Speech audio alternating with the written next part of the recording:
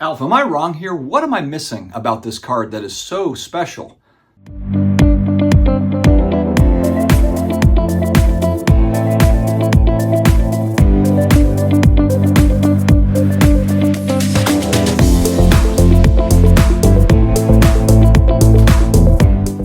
What's going on, sports card hobby family? Another day, another sports card video. Today we are going to talk about the latest chase that sold for huge money on Golden Auctions, $53,000 and change. And of course, it is the one of one, the Olympic card, tops now. It's got LeBron James, Kevin Durant, and Steph Curry are on this card. Before we dive in, huge thanks to today's video sponsor, DC Sports 87. You want to sell cards on eBay, but man, it's a lot of work selling individual cards, tracking and listing and the posting and all the stuff that goes into it. I send a lot of cards off to DC Sports 87 and it's working out fantastically. Make sure to check out DC Sports 87. All right, friends, is this not the worst buy of the year so far? And I don't mean to get in people's business about how they're spending money and that sort of a thing, but in the collectible space, as we talk about pretty much daily here, there are a zillion cool things to go and buy. And whether you're into a variety of different collectibles or if you're just honed in on sports cards, I'm only going to use sports card examples here today because obviously sports card channel and this whoever bought this is loves this as a sports card, but let's just look at the card in particular. To me, am I missing something here? I must be an idiot. Maybe I am. Maybe I'm an idiot and I'm just missing what is so damn special. Are there 24 karat gold flakes on this thing? Is this thing actually made with platinum or some uranium or something, some sort of a precious metal that I am just not understanding?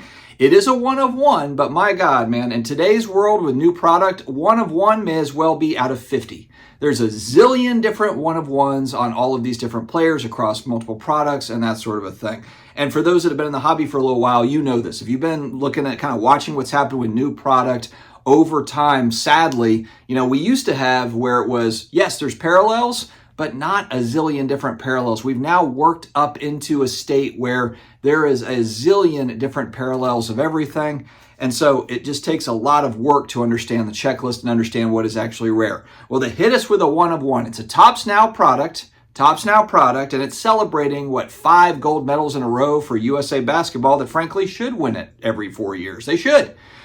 And they were actually struggled a lot during this tournament. But anyway, that's beside the point. LeBron, Durant, Curry, unlicensed card, because of course Topps does not have the basketball license, so these players are not wearing their jerseys. It is an Olympic card celebrating their achievement, what USA basketball should do every 4 years, celebrating that. But there's no autos, there's no patches, there's not even the player worn patches. There's not even not associated with any game, player, or human being item on this card. It is strictly a one-of-one trading card with 3 guys in their Olympic jerseys, and it sold for $53,000. What stops Topps from doing these every single week? And I don't know, maybe someone's like, oh my gosh, it's the first time these 3 players are on a card together in their Olympic jersey with a Topps logo. This is where I'm going to push back a little bit on the brand mattering so much, because I feel like whoever bought this really took that to an extreme with, oh, this is Topps, this is LeBron James, it's a Topps card. I mean, what's the story behind this thing? LeBron James is going to have Topps cards for the next 5 million years. I mean, what's going to happen in 2 years when they have the license and you put these 3 players on a card, call it a one-of-one, and they're in their jerseys. They're, LeBron's in a Lakers jersey, Durant's in a whoever he's playing for at that moment jersey, and then Steph Curry's in his Warriors jersey. Is this card going to be worth more or less? Or I'm just so confused as to what the draw was here, because again, Topps, Panini, the manufacturers, we're now in this age of, my God, we got to create some sort of a hit. And I just don't know. I don't understand the price here. I really don't. Was it paid for? Do we have confirmation it was paid for via Golden? Maybe it was. I'm just so lost, especially when you consider what could you buy for 50 grand? What can you buy in the sports card space for $50,000? And many might think sports cards have gotten really expensive, so probably not much. Well, for 50 grand, actually for 40 grand, you can get a PSA 7 51 Bowman Willie Mays rookie card.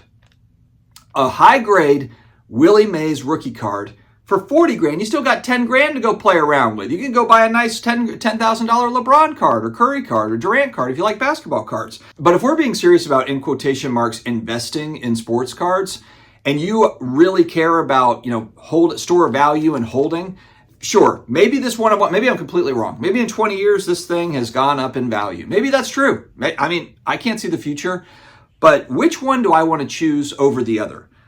A PSA 7 51 Bowman Willie Mays rookie card, he probably is the best all-around baseball player to ever play the game, Willie Mays, who just recently passed away. We're talking about his 51 Bowman rookie card in a 7. It's not an easy grade to get. It's a high-grade version. For 40 grand, you still have money left over for other things. 52 Topps Mickey Mantle. It's the most iconic card in the entire hobby, maybe outside of the T206 Honus Wagner. You can get a 1.5 to a 2.5, depending probably on how it looks and that sort of thing with vintage cards. A 1.5 to 2.5 in that $40,000, $50,000. I think it's actually like $35,000. Like in the 35, 45 range, you can get a low-grade 52 Topps Mickey Mantle card. These are some of the best baseball cards, which really the heartbeat of the entire thing, the entire sports card collecting community. It's baseball card collectors, and really more defined, it's vintage baseball card collectors that make up the largest collecting community in the entire hobby. Those two cards are, if you're putting money in something and you're just kind of hoping that it's going to hold value over time, that's where I would be over the one-of-one LeBron, Curry, Durant. You could argue that Curry is the only player that's semi-popular on this card. I know LeBron James has got all the accolades and whatever, but just as far as does the public like these players? Kevin Durant? LeBron James? Maybe flip a coin there. Steph Curry is beloved by the Warriors, and overall, most people just don't have an issue with Steph Curry. He's not anybody that's really going to ruffle any feathers. He's out there, he just dominates the game of basketball. Pretty likable guy. So you can get those. Those are two options. But you know what? You're like, Dustin, shut up. I collect basketball cards. I'm not interested in vintage baseball cards. Let's actually even go to an Olympic card. 2012 Prism, gold, out of 10, LeBron James, Olympic card. So you like Olympic cards. A BGS 9.5 sold fairly recently for $28,000 for a card numbered out of 10. I understand it's not today's one-of-one that everyone's going nuts about, but it's the first-year Prism. First-year Prism basketball, which many would agree is going to go down as an all-time set as far as modern cards are concerned. First-year Prism, and it's the gold version, so it's numbered out of 10. Obviously, they're not going to pop up very much, and there you go. It's an Olympic card. You're collecting Olympic cards, and it's 28 grand. Recent sale at 28 grand. You got a lot of money left over. You could almost buy two of them. 2009 Topps Chrome Steph Curry. That's the rookie card for Steph. Out of 500, the refractor version of the card, variety of different grades, $15, $20, $25, $30, $35,000. You could buy a few of these things for 50 grand. That's kind of his go-to flagship rookie card, and it's the refractor version out of 500. I think there was even a sale less than 50 grand for the black, the black refractor that's numbered out of 50, less than 50 grand. A variety of different options. Kevin Durant, don't even get me started. Kevin Durant, 2007 Ultimate Collection Auto, numbered to 150. You could buy a handful of PSA 10s. If you are a easy money sniper, is that his nickname? Did I say it right? If it's Kevin Durant, one of the great players of all time. He really is. Kevin Durant is automatic. He's got titles. He's done it. He's got accolades. All-time great player. If you're a Kevin Durant fan, man, for 50 grand, you can go wild. And what's even better is that the cards I just named, you could buy a variety of these people's cards. You could buy a Curry refractor, you could buy the 2012 Prism Olympic Gold out of 10, and you could throw in a couple of Ultimate Collection Kevin Durant auto rookie cards. It's just, man, when you see people throwing around 50 grand, it's just, I don't know. The world we're living in today where it's a little uneasy, we very well might have recession coming ahead. A lot of the financial channels have been popping up on my YouTube feed talking about the average time frame after the Fed starts to cut rates for the recession to kick in is 6 to 12 months. And the average, I think, falls in at like 11 months. So in a world where it's not as if it's guaranteed we've got smooth sailing ahead. Actually, if we're looking at data, financial economic data, it kind of looks like it's not going to be like that. People just throwing down 50 grand on just all sorts of stuff. It just makes me wonder. But, again, there's people that have a truckload of money that even if there is a recession, it won't affect them one bit, or it'll affect them a little bit.